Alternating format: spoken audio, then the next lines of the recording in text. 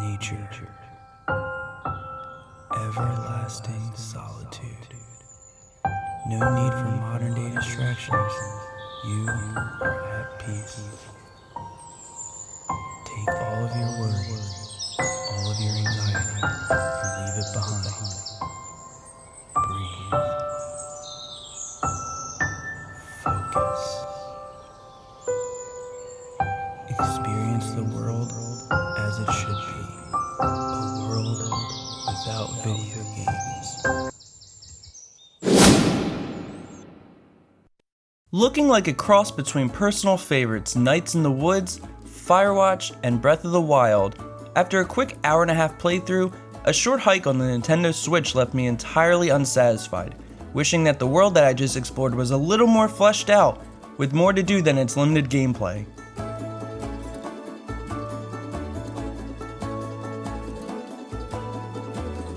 When the end credits started to roll after my playthrough, so did my eyes, until the game made me realize that this was created by just one person.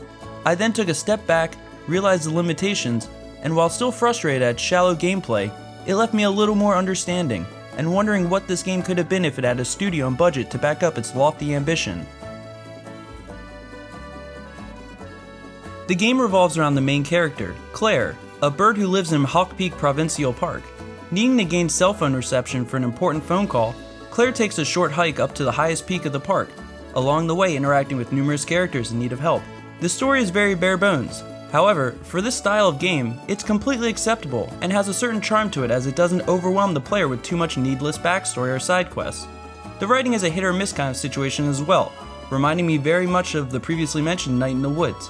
However, even though the game gave me a couple of chuckles, it didn't feel as well written and made me feel a little uncomfortable just how hard it felt it was trying to be quirky. Needless to say, for what this game is looking to go for, the story did its part, and just needs a little tweak in regards to its dialogue. A Short Hike has an amazingly unique art style that I'm shocked hasn't been done by many developers as of late. We went through a period of time throughout the 2010s of developers aiming to replicate the old 16-bit graphical style of the SNES era with titles such as Owlboy. But not many developers tackle on the PS1 Mega Man Legends-esque style, and A Short Hike nails this modern take. There's even options to make the graphics look even more pixelated.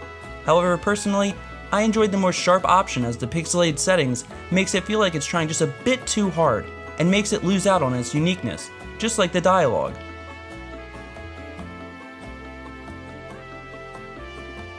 A Short Hike has a charming indie soundtrack, infusing a wide range of instruments from guitars to bongos. Tagging along is an ambient, Breath of the Wild-esque landscape couple of tracks. There's not much else to say. The soundtrack is very fitting for the game style that it's aiming for. If you are at a low point in the game, very little music plays. When you're soaring through the air, the music picks up to a more whimsical soundscape. I never once in my playthrough thought that there were any bad tracks. However, the opposite can be said as well. Outside of the main title theme, I never once thought that there was a track that caught my attention and made me want to go save it on YouTube for future listening. It's a very safe, subtle soundtrack that lacks any ambition, but for some, that's just fine. For me, I would have liked just a little bit more.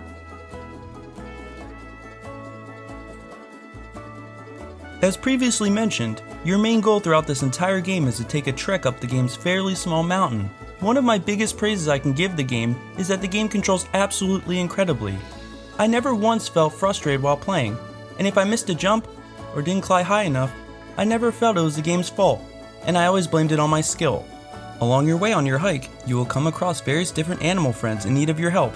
However, for me, I felt that these were never necessary, and unfun as well, resulting in a ton of basic fetch quests that added nothing to the overall experience. The main gameplay, finding your way up the mountain, however, was a very fun and relaxing time.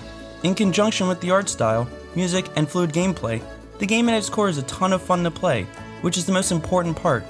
It's just that once the end credits roll, it's depressing knowing that all of this is over, and there's not much more to it after that.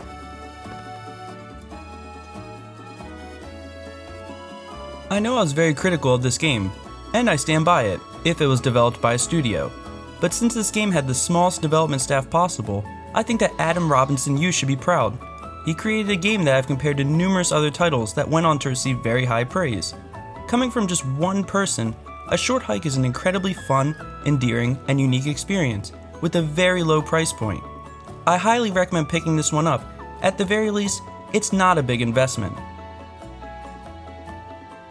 For more opinion pieces, top 5s, and reviews, consider subscribing to the channel. This is Kelsey. I'll see you next time.